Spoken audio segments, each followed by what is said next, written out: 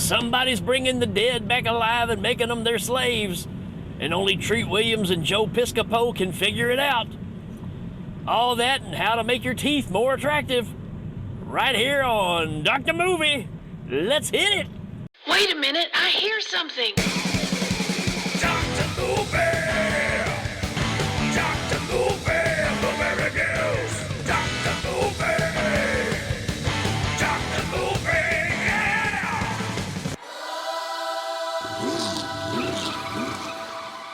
What's happening, everybody? Welcome back to another episode of Dr. Movie, your favorite show that's from behind the steering wheel.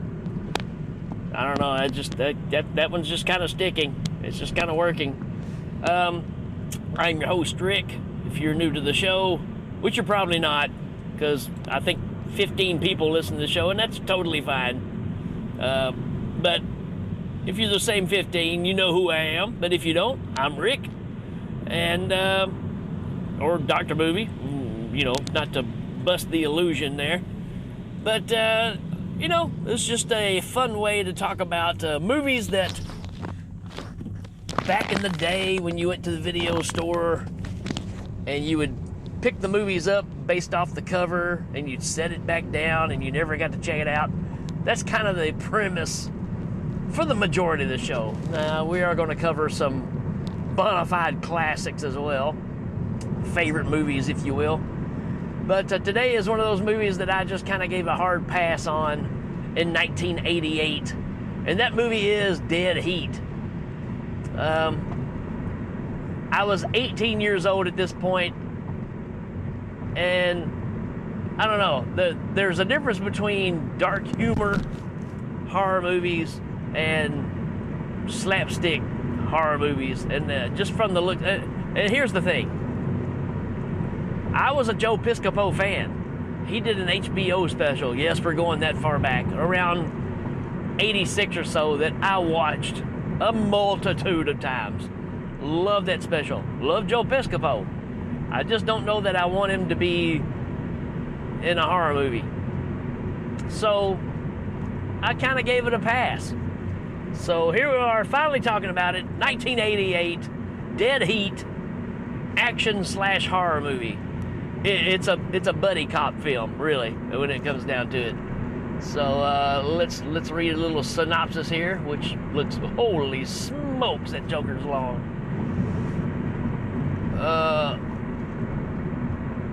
Let's see if I can get all this. When a dutiful Los Angeles police officer named Roger Mortis, not rigor mortis, but Roger Mortis, who's played by Treat Williams, tries to apprehend robbers, hold on, there's a car coming, that happen to be zombies. As he ends up as one of the undead himself, since Mortis has managed to stay in his right mind, he aids his loudmouth partner, Doug Bigelow, which is Joe Piscopo, in getting the bottom of the macabre crime rig. Eventually, the cops track down the villains, which including Arthur P. Loudermilk, which is Vincent Price, of all people, and try to end their supernatural thievery. Yeah, I mean, that's a lot of detail for stuff that, yeah, I guess it kind of matters. Directed by Mark, what does that say? Mark Goldblatt? What else has he done? Oh, he did The Punisher. It looks like he worked on Humanoids from the Deep, worked on Piranha. He's included in Electric Boogaloo, which is one of the greatest movie documentaries ever made. X-Men, The Last Stand, Exorcist: The Beginning, Predator 2. So, okay. All right. Got some legit stuff going on here. Okay, so let's look. Do we have a why to watch? Okay, here we go. Why to watch? Amusing, thrilling, and graphic. Yeah, I really feel like this is probably intended for something else, because thrilling, graphic. I mean, there's some decent effects, I guess, one or two, from a Big Trouble in Little China aspect. Let's see, the cast is great, the jokes are funny, and the creature and makeup effects are delightfully gnarly. Yeah, you know, they're okay. You know, I don't know. It's nothing to write home about. There's one in particular that's pretty good. The rest of them are kind of passable. I mean, you're just kind of like, I've kind of seen that before. Let's see, it says fun movie. The effects are really nicely done, and I'd say I enjoyed seeing this recently more than when it came out. Yeah, I mean, that's obviously where I'm at, because I didn't watch it back in the day. So sometimes a later viewing actually helps a movie. Dead Heat is fast-paced, never dull, with Treat Williams doing much of the heavy lifting. Yeah, that's the thing. It really shocked me, I will say. It does become the Treat Williams show, and that's fine. I have no problem with the treat that is Treat Williams. Let's see. As far as a cast, well, we just talked about the main one, Treat Williams, being Roger Mortis. We got Joe Piscopo as his partner, Doug Bigelow. We got Vincent Price as Loudermilk, who's, you know, he's ending his days here. He's getting on up there. We've got Darren McGavin in this, which is great, which is the dad from the Christmas Story. But for all of us horror fans, come on, he's Kolchak, right? The Night Stalker. Who else have we got that's worth mentioning here? I mean, that's kind of it.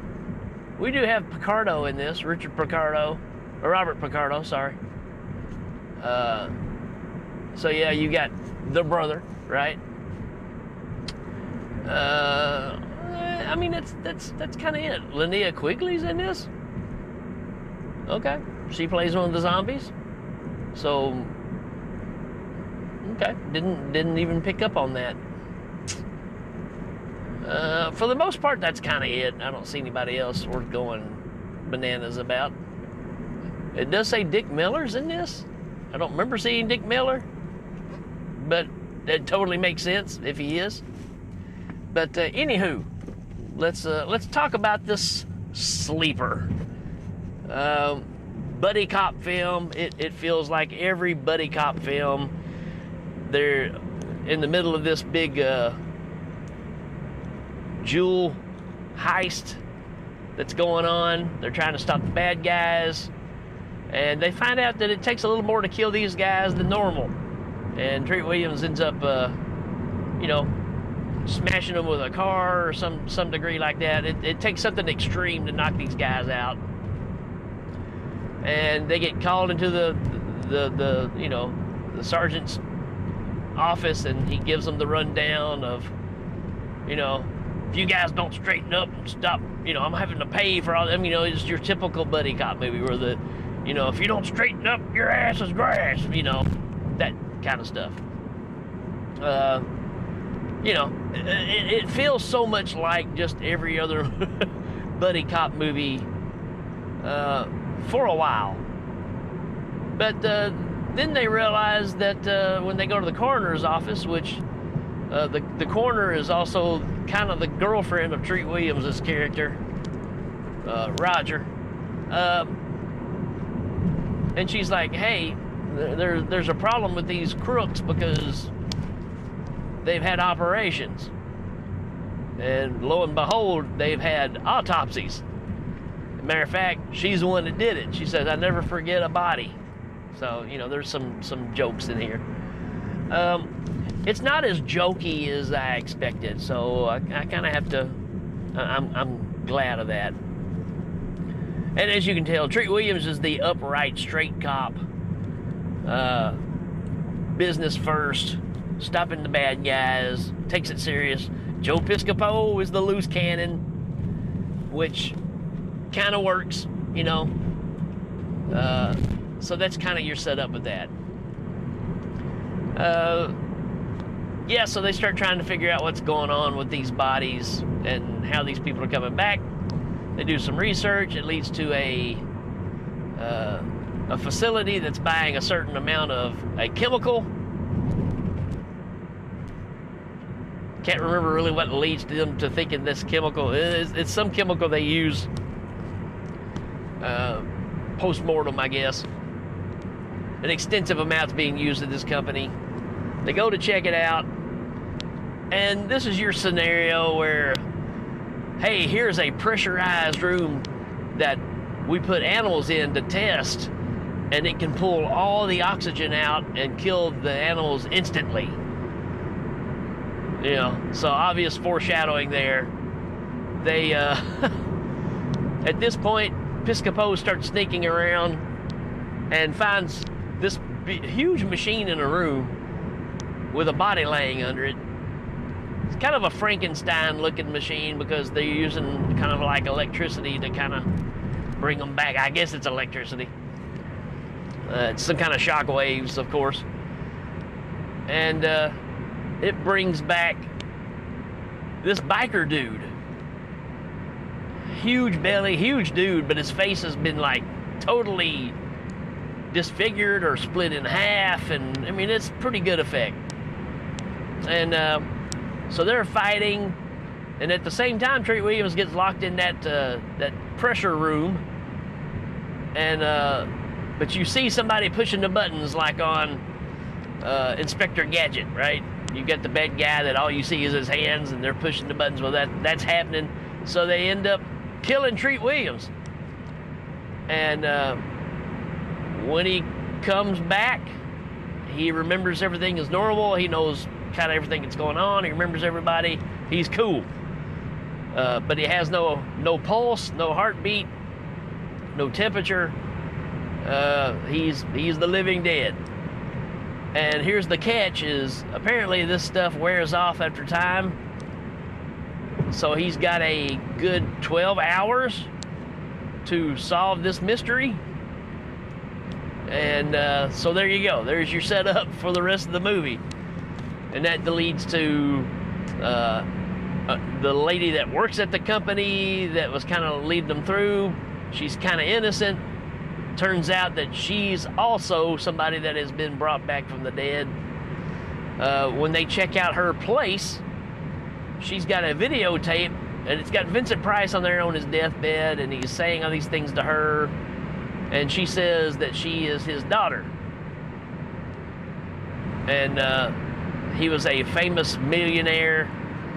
Oh, I forgot too, also there's a multitude of well-off people that own businesses that are being knocked off one by one. And it turns out that Vincent Price and Darren McGavin's character are in cahoots to knock off these people and take over their businesses and get the money. So this movie is all about greed. So far as even bringing back the dead alive and making them your slaves, or bringing yourself back and living forever when they finally get it right. And that's kind of what we're going with here. The big shock in this one is at one point, you kind of get the setup where Treat Williams is dead, Joe Piscopo is going to help him, they're going to solving the mystery before Treat Williams decomposes, which is happening as this is going on. His body is decomposing minute by minute, right? So he gets uglier as it goes. It's kind of taking the American Werewolf kind of scenario. And, for that part, I kind of have to say, all right, it becomes quite enjoyable. It gets pretty good at this point. But it all leads down to Joe Piscopo being killed. Even though you don't see it, they find him dead. And when everything is revealed and you see who's behind all of it, they bring back Joe Piscopo to try to kill Treat Williams. Now, how long you've been dead affects how much memory you have. Most of them, when they come back, they're angry kind of zombie killers, whatever, right? But yeah, that's really what this is all about. And there's a cool scene where there's more reveals as we go. I don't want to give everything away. I kind of want you to check this one out if this is your bowl of stew. Yeah, there's some other reveals, there's some other secrets. There's a code that has to be figured out, and it all leads to a big showdown at the end and an explanation of what's going on. It's not bad. It's really not that bad. A lot less slapsticky than I expected. It's fine. It's fine. Probably would have enjoyed it back in the day if I would have gave it a shot.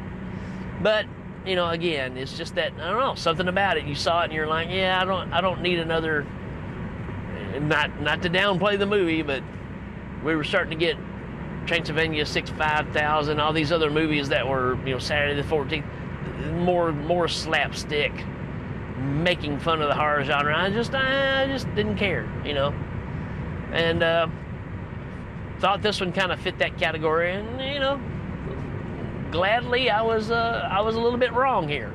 Sure, it's got some comedy in it, but for the most part, it's a pretty solid flick. Not a bad watch. It has reminiscence of things like movies like Dead and Buried, which is a great movie. Some of your zombie flicks, you get some references to a few things here and there. So yeah, not a bad watch. And I think I still left enough details out to make you kind of want to check it out. So yeah, go ahead and do that. So as far as a rating, I'll give it a 4. It's it's all right. It's pretty good. That may be a little generous, maybe more of a 3, but I'll give it a 4. I would actually go back and check it out again to pick up on some details that I kind of skipped. But yeah, not bad, not bad. So on Tubi, so you can check it out. It's right there for you. Just give it a watch. Let me know what you think. All right, folks, that's it for this one. If you got any recommendations for movies you want me to cover or talk about, or if you want to just tell me how much you enjoy a certain show, a certain movie, a certain episode that I've done, if you think I'm crappy, if you think I'm good, or just middle of the road, yeah, let me know. Be glad to hear from you. And hope you have a nice whatever it is for you today. Night, evening, morning, yeah, lunch, brunch. All right, folks, we will check you later. Dr. Movie.